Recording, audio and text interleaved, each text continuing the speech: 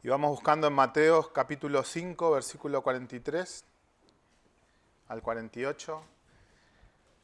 Mateo 5, 43.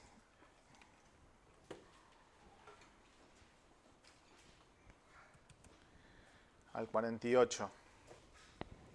Repito, Mateo 5, 43 al 48.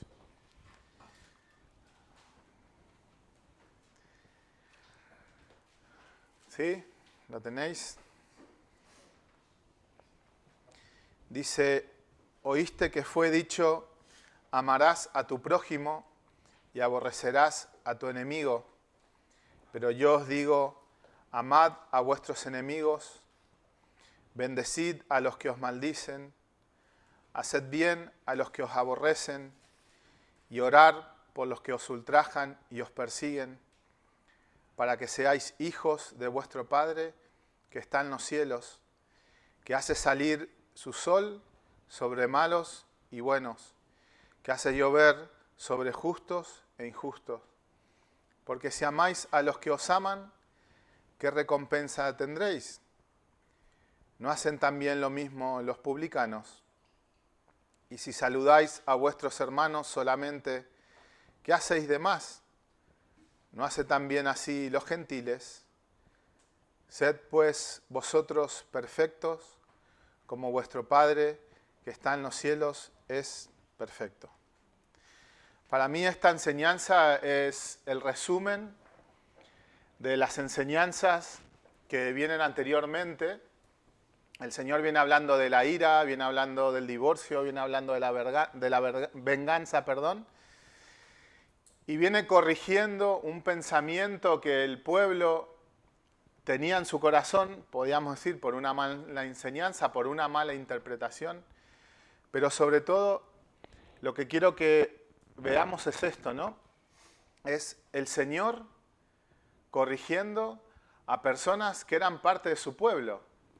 Eran personas que de alguna manera desde pequeños ya estudiaban, desde pequeños ya se ocupaban en la palabra, todo su reino, todo su gobierno estaba impregnado de lo que Dios era.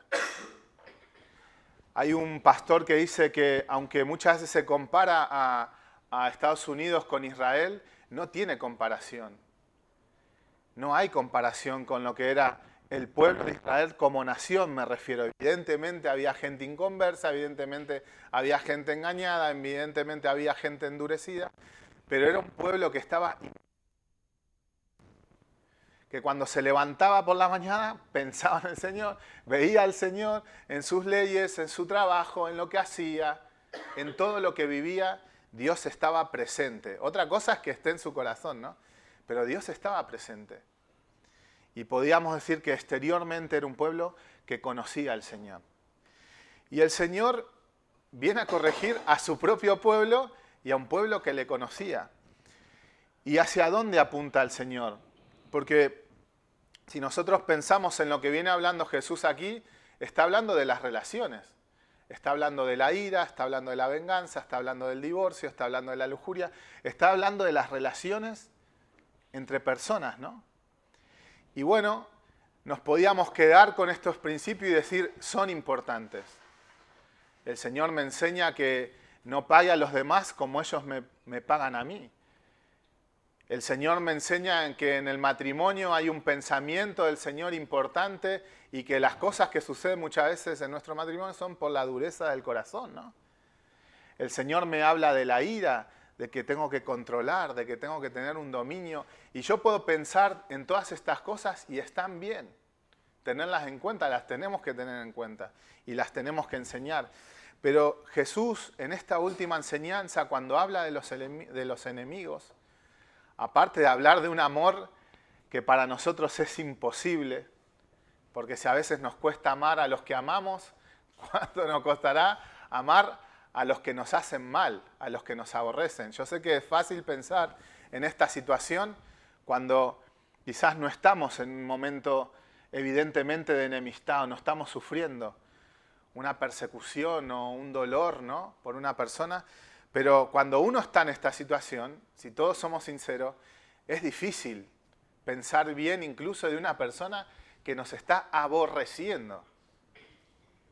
que está buscando nuestro mal, nuestro perjuicio, ¿no? Y el Señor se pone en esta situación que es tan difícil, que es tan complicada entre dos personas, y lo que hace el Señor no es hablar de las personas. El Señor no les habla de la situación. No les dice, mira, tú tienes razón, el otro no tiene razón, esto es así, esto es así, esto es injusto, no, esto no es injusto. ¿Saben lo que hace el Señor? Hablar de Dios. Y dirige el pensamiento de su pueblo hacia Dios. Y de alguna manera les pregunta, ¿tenéis en cuenta a Dios en lo que estáis viviendo? ¿Estáis haciendo memoria al Señor? Porque como nos decía el pastor José Manuel el domingo pasado, Dios no cambia. Entonces, si Dios no cambia, somos nosotros los que nos tenemos que acomodar a Dios y no Dios a nosotros. De esto le está hablando el Señor. En lo que estás viviendo, en lo que te está pasando, tienes la verdad presente y eso está bien, pero ¿tienes a Dios presente en lo que estás viviendo? Porque esto es esencial. Todo lo que hacemos en el Señor tiene esta razón de ser, representa a Dios. Glorifica a Dios porque representa lo que Dios es, representa su carácter, representa el pensamiento de Dios, representa los propósitos de Dios, todo lo que Dios es. Nosotros no obedecemos mandamientos vacíos, formalistas, exteriores, sino que dentro de estos mandamientos podríamos decir está el corazón del Señor, la intención del Señor, los pensamientos del Señor, todo lo que Dios es. Dice un pastor llamado Tozer en un libro que se llama El conocimiento del Dios Santo, que les recomiendo que lo podáis leer, aunque ahí no se acaba todo el trabajo, porque dice la teología nos lleva hasta la puerta del Señor, ¿no? Después el Espíritu Santo es el que va obrando a lo largo de nuestra vida, en nuestros corazones. De eso se trata la palabra de hoy. De la obra, podríamos decir, de santificación, de transformación que Dios hace y que nos lleva hacia Él. No hacia una forma, sino hacia Dios, hacia el carácter de Dios. Él dice, la cuestión más importante que la iglesia tiene delante siempre será Dios mismo. Y la realidad más portentosa acerca de cualquier ser humano no es lo que él pueda decir o hacer en un momento dado, sino la forma en que concibe a Dios en lo más profundo del corazón. Esta es nuestra gran cuestión frente a todas las cosas que nos suceden. Ya sea una alegría, ya sea una tristeza. ¿Qué piensa Dios sobre esto? Y esto no es algo fácil de encontrar. Nosotros a los niños, me acuerdo que Dani Bombo le había hecho una canción a los niños de piensa lo que haría Jesús. Piensa lo que haría Jesús en esta situación, en este momento. Y aunque es fácil pensar en lo que haría Jesús, es difícil. ¿Por qué? Porque hay un mal, podríamos decir, de trasfondo en nuestro corazón y que muchas veces acomoda la verdad de Dios a mi corazón y no a lo que Dios es. Si fuese fácil, el Señor no nos hablaría de esta manera.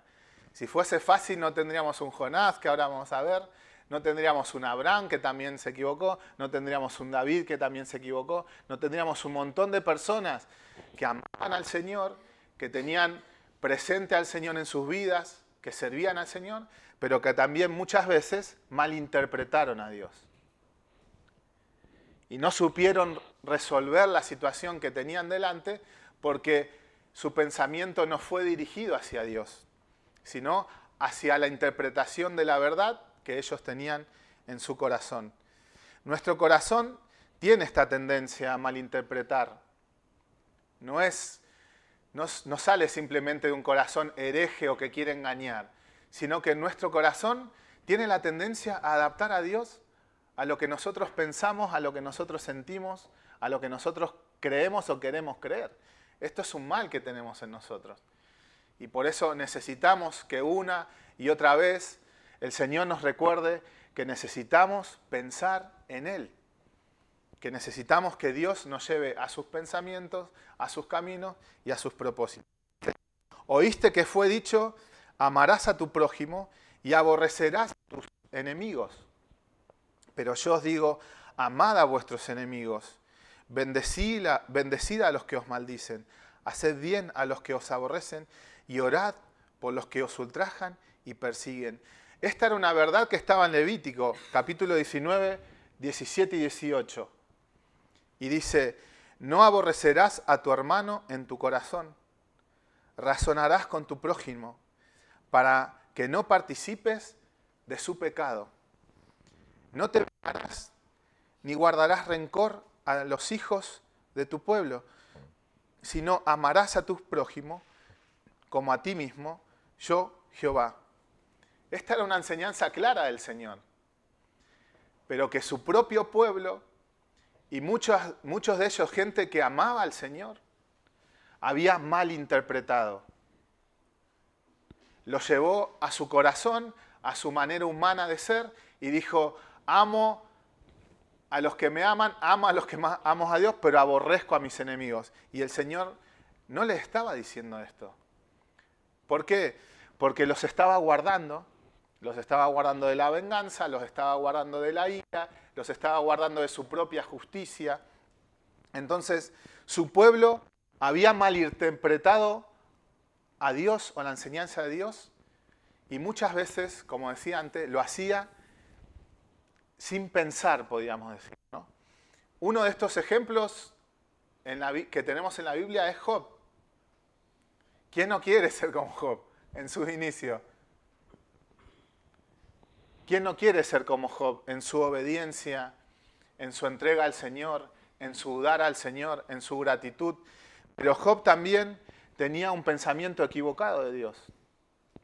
Y no estaba equivocado en base a una mentira, estaba equivocado en base a una verdad. Que Dios es justo y que premia a los justos. Así pensaba Job. Pero la mala interpretación que tenía Job era que él interpretaba que el sufrimiento era parte del castigo de Dios. Y entonces no le podía encontrar un propósito. No podía encontrar un propósito en lo que él estaba sufriendo. Lo único que entendía en ese momento era que Dios lo estaba castigando porque estaba haciendo algo mal. Pero el problema no estaba en Dios. ¿El problema en quién estaba? En Job. Y no estaba en la verdad, sino cómo él interpretaba esa verdad, cómo la vivía, cómo la sentía, cómo la conocía hasta ese momento. De tal manera que vienen sus amigos, no lo ayudan, lo llevan para cualquier lado, él empieza a manifestar lo que había en su corazón y el Señor lo tiene que corregir. ¿Y cómo lo corrige el Señor? Lo lleva hacia Él. Le manifiesta y le demuestra que Dios no es como nosotros. Y es esto lo que abre los ojos de Job y hace que él pueda conocer a Dios como Dios es. Pero había malinterpretado a Dios y lo que Dios le había dicho. Y el Señor le dice en Job 34, 5,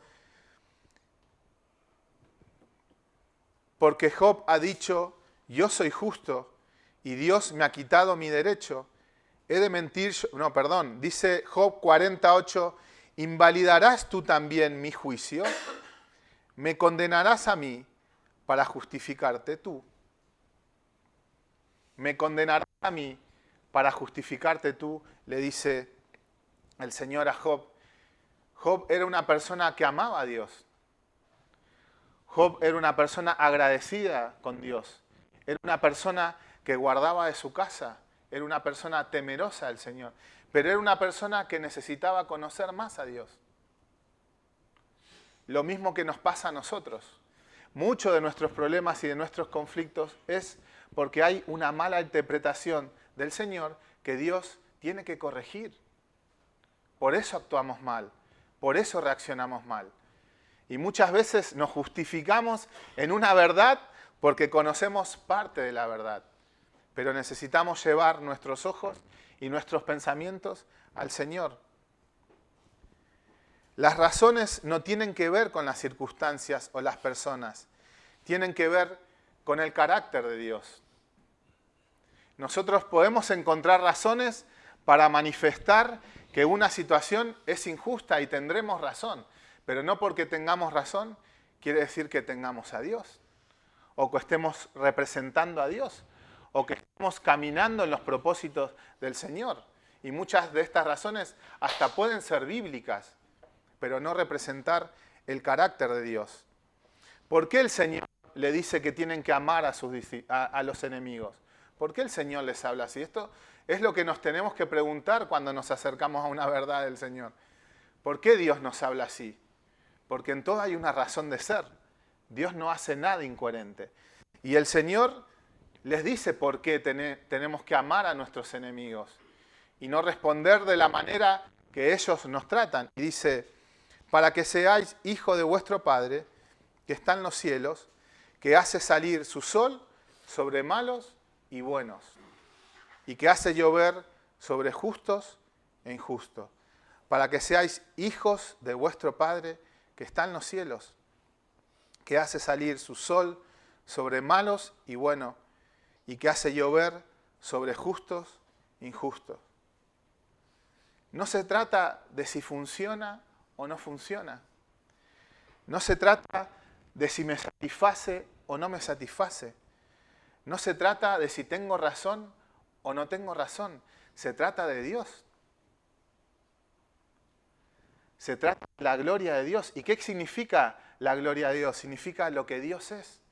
Significa lo que representa verdaderamente a Dios. Cuando tenemos un problema, cuando hay una circunstancia enfrente de nosotros, se trata de nosotros. Siempre se trata de Dios. Siempre. A mí una persona me puede estar haciendo pasar un momento malo y donde Dios me lleva no es a que yo pueda ver lo malo que está haciendo esa persona, que también es verdad, sino que lo que Dios pesa, dice la Biblia, es mi corazón. Y cuando una persona cae, aunque esa persona se está equivocando, Dios está pensando en mi corazón. ¿Por qué está pesando en mi corazón? Porque se trata de Él. Se trata de mi relación con Él. Se trata de cómo yo reacciono a esa situación. Si realmente le busco, si realmente quiero saber lo que Él piensa, si realmente quiero conocer cuál es la verdad de Dios. Nuestro amor solo es amor si está asociado al carácter de Dios. Nuestra justicia solo es justicia si representa el carácter de Dios. Nuestro servicio solo es servicio si busca la gloria de Dios y está dentro de lo que Dios llama servir. Les pongo ejemplo para que lo puedan entender. Jonás quiso hacer justicia con Nínive, pero su justicia no representaba la de Dios. Yo pienso que Jonás conocía al Señor y que el Señor, que es lo más importante, conocía a Jonás. Él se vuelve a sus misericordias. El Señor lo hace pasar por un momento de dificultad y Él no busca en otras cosas, busca a Dios. Pero todavía, aún después de que Él se vuelve y hace lo que Dios le dice que tiene que hacer, en su corazón, Él seguía queriendo ser fiel a su verdad. Yo sabía que eras Dios misericordioso, sabía, y Él le daba más importancia a su justicia que a la misericordia del Señor, la misma que Dios había tenido sobre Él. La misma que Dios había ejercido sobre su vida. Imagínense lo peligroso que es nuestro corazón, que muchas veces puede estar sustentado y fundamentado sobre una verdad errónea, no porque la verdad en sí sea mala, sino porque la estamos aplicando en un momento que no tenemos que aplicarla. Y estamos dando quizás amor cuando no lo tenemos que dar. ¿En qué sentido? En dar. Y quizás ese amor, la manifestación que tiene que tener es restringir, es esperar. La fidelidad o el amor de Pedro no representaban a Dios, representaban a los hombres, pero él amaba a Jesús, ¿o no? Yo quiero pensar que él estaba dispuesto en su corazón a dar su vida por él. Y así como fue una persona que se equivocó, se reventó la cabeza contra la pared, manifestó que él quería, que él tenía la intención. que quería acercarse al Señor, que le quería honrar, que le quería amar, pero lo hacía en base a una verdad equivocada. No representaba a Dios, sino que el Señor le tiene que decir, no piensas en las cosas de Dios, piensas como los hombres. Y nuestra humanidad no representa el carácter de Dios. Y nosotros como hombres necesitamos que Dios nos levante los ojos en todas las situaciones. Tenemos un conflicto y siempre estamos pensando en las razones que nosotros tenemos para justificarnos y quizás son ciertas.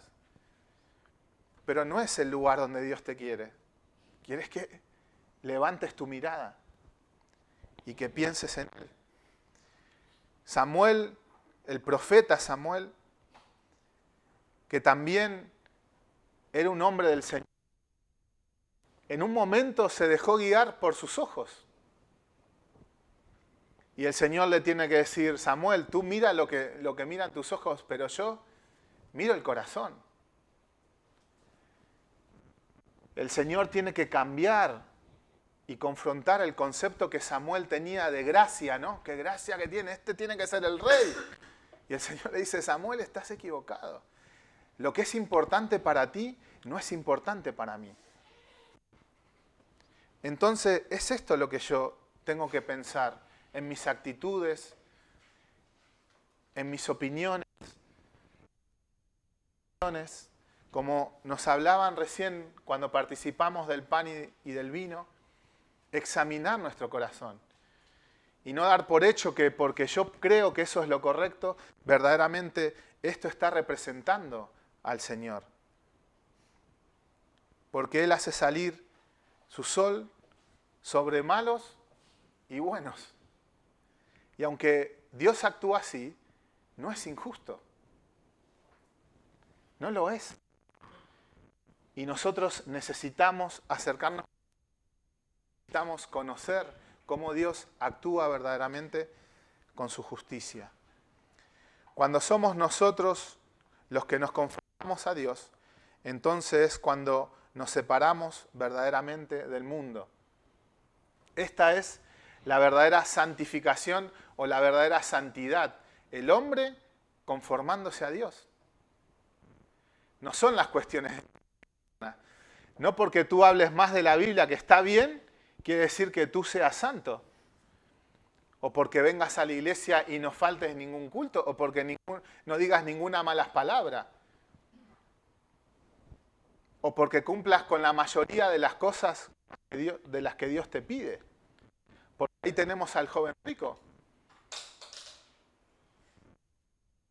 Cumplía con todas las cosas que el Señor pide. Pero una sola cosa le hacía falta. ¿Para qué? Para ser perfecto, para ser como su Padre, para que Dios lo pueda santificar, para que Dios lo pueda separar, para que pueda ser como Él. Vende todo lo que tiene, dale a los pobres. Y ven y sígueme. Se fue triste. Parecía que era santo, pero no lo era. Porque su carácter no se conformaba al carácter de Dios. Sus pensamientos, sus intenciones no eran conformes a las que Dios tenía. El Señor, siempre que obra en nosotros, como consecuencia, nos separa, nos santifica. Dice, porque si amáis a los que os aman, ¿qué recompensa tendréis? ¿No hacen también lo mismo los publicanos? Y si saludáis a vuestros hermanos solamente, ¿qué hacéis de más? ¿No hacen también así los gentiles? ¿No hacen también así las personas que no conocen al Señor? Cuando nosotros obramos según el carácter del Señor, el Señor produce esta separación de lo demás, de lo normal, de lo mundano, de lo natural. Yo cuando llegué a la iglesia me decían, no te cortes el pelo así, no te vistas así, no hables así, no hagas esto, no hagas lo otro, y está bien. Pero cuando verdaderamente conocí al Señor, nadie me tuvo que decir eso. Nadie me tuvo que decir. El Señor trabajando en mi corazón me fue manifestando lo que yo era, lo que estaba mal, y yo mismo entendí que esto no estaba bien, que no tenía que estar con estas personas, que no tenía que estar en este lugar, que no tenía que hacer estas cosas, que no tenía que mirar esto, que no tenía que hablar esto, que no tenía que tratar así a mis padres, que no tenía que tratar así a mi hermana. ¿Por qué? Porque yo quería ser como Dios es. Y ese deseo y esa obediencia es la que me separa, no la formalidad, no el nombre. El nombre a mí no me separa. Vosotros creéis que sois hijos de Abraham y que con eso tenéis suficiente, dice el Señor. Después le dice hijo del diablo, es muy fuerte, ¿no? A nosotros nos cuesta hoy pensar a las personas que cuestionan su fe, su salvación. El Señor no tenía ningún problema. Ninguno. No te voy a hacer dudar de algo que tú tienes certeza, ¿no? La Biblia habla muchas veces de examinar tu fe. Lo tienes que hacer. De examinar tu conducta, de examinar tus pensamientos y de ver si realmente Dios está produciendo esa separación, esa manera de vivir que nos hace diferente, no porque uno la busca, no es que uno busca ser diferente. ¿Por qué no vas aquí? Vamos, porque mi religión no lo permite. No bebo porque mi religión no lo permite. No hago esto, no, porque soy cristiano. Este no es el punto de partida. El punto de partida siempre tiene que ser Dios. No las personas, no las necesidades de las personas, no las situaciones, no el que tiene razón, el que no tiene razón. Dios, no la justicia humana, la justicia de Dios. Y yo muchas veces me encontraré incluso solo por querer ser agradable al Señor. Pero el Señor también manifestará esa santidad, manifestará que es Él el que me está separando. Podríamos decir que uno de los versículos que nos habla de esto es, por ejemplo, Romanos 12:2, que dice, Cata, ¿lo puedes poner aquí porque yo lo tengo en otra versión? Romanos 12:2, que es un versículo que nos han enseñado mucho a nosotros, dice, no os conforméis a este siglo, sino transformaos por medio de la renovación de vuestro entendimiento, para que comprobéis cuál sea la buena voluntad de Dios, agradable y perfecta. Nosotros a veces para comprobar la voluntad de Dios queremos que Dios la cambie. Para vivir un momento agradable y de descanso queremos que Dios cambie lo que estamos viviendo. Pero el Señor no dice que Él va a cambiar su voluntad.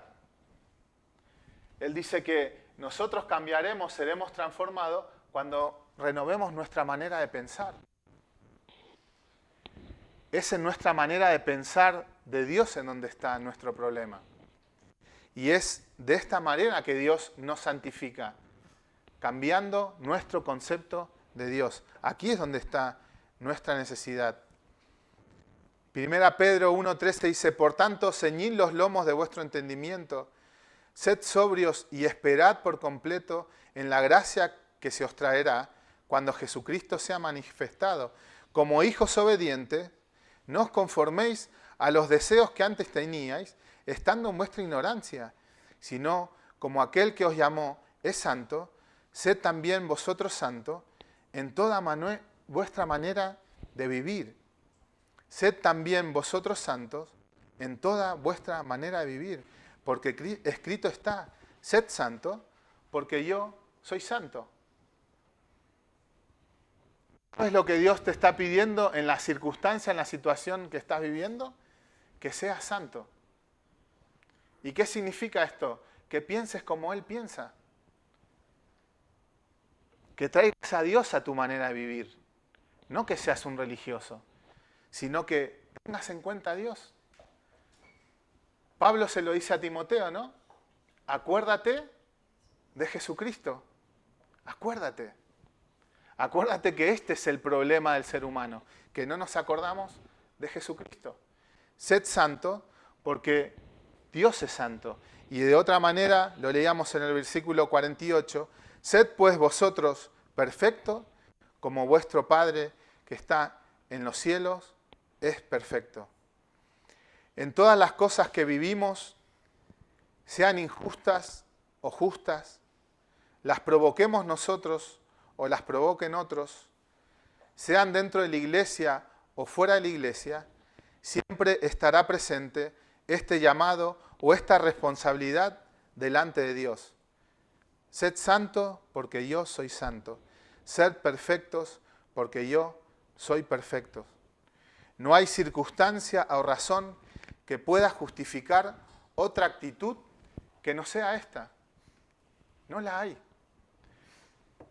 En todo lo que vivimos, en cualquier circunstancia, Dios está pesando nuestro corazón, y no solamente lo que hay en nuestro corazón, sino si nuestro corazón le quiere honrar, si nuestro corazón le quiere buscar, si en nuestro corazón Él es la razón que mueve toda nuestra manera de actuar. Es esto lo que tenemos que pensar, es esto lo que tiene que primar, lo que tiene que ser primordial en nosotros. Y no solamente tiene que ser primordial, sino que lo que leíamos recién, es esto lo que nos hace hijos de Dios, mis hermanos.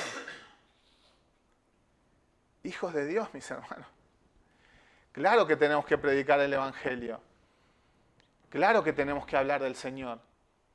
Pero el Señor lo primero que quiere es que seamos sabios en nuestra conducta, en nuestra manera de vivir, en nuestra manera de relacionarlo. Este tiene que ser nuestro propósito, y esto es lo que tenemos que revisar en nuestro corazón. Les comparto esto porque vamos a empezar un año por delante, ¿no? Y como nos enseñaron muchas veces, el tiempo no cambia nada. El tiempo no cambia a nadie. Uno puede decir con el tiempo, pero el tiempo no cambia a ninguna persona. El tema es cómo tú lo utilizas.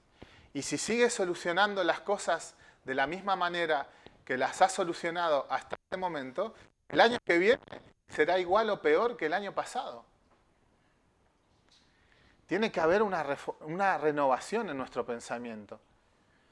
Y tiene que haber una manera diferente de mirar al Señor, de entender al Señor, porque de esta manera también entenderemos diferente las situaciones que nos toquen vivir.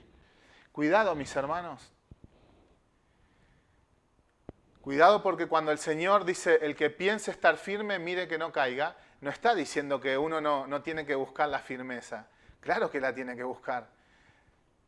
Tenemos que buscar la madurez. Tenemos que buscar la firmeza en el Señor. Tenemos que buscar que nuestra fe crezca, y esto no nos hace arrogantes, pero tampoco nos hace diferentes o mejores que los demás. Y llegar a pensar que porque una situación no la hemos provocado nosotros no tenemos nada que ver o nada que pensar en esa situación, cuidado. Porque seguramente Dios estará probando nuestro corazón. Así que tengamos esto en cuenta, ¿no? En todas las cosas que vivimos, en vez de pensar en las personas y en vez de pensar en las situaciones primero, pensemos en el Señor, mis hermanos. Y pongamos delante de nosotros el carácter del Señor, cómo el Señor es, como le cantamos a los niños, ¿no? ¿Cómo actuaría Jesús en esta situación? Parece algo fácil, algo sencillo, pero es algo que muchas veces pensamos poco, mis hermanos. Y por eso también tenemos tantos sufrimientos y tantos problemas. ¿Será fácil? No será fácil. Porque evidentemente se trata de que Cristo se forme en nosotros, y no es fácil, porque estamos acostumbrados a reposar y a descansar en nuestro corazón y en nuestros pensamientos. Pero es la obra que Dios quiere hacer durante, podríamos decir, este año, por ponernos un objetivo por delante que tenemos por delante. Así que si hay una reflexión que tenemos que hacer del año pasado y hay un propósito que nos tenemos que proponer para este año que viene, es qué influencia tiene Dios en nuestra vida. No solamente en lo que estudiamos, en lo que leemos, sino incluso en aquellas cosas que nosotros pensamos que estamos seguros, pero que quizás no representan al carácter del Señor. No sé si me he explicado bien. Espero que el Señor pueda hacer más, seguramente, de lo que yo puedo hacer con mis limitaciones. Y evidentemente es algo que yo os comparto a vosotros, pero que también me pone a prueba a mí. Porque muchas veces, queriendo hacer el bien que quiero, no hago el bien que quiero, sino el mal que no quiero, ese es el que hago. ¿Sí? Que el Señor los bendiga.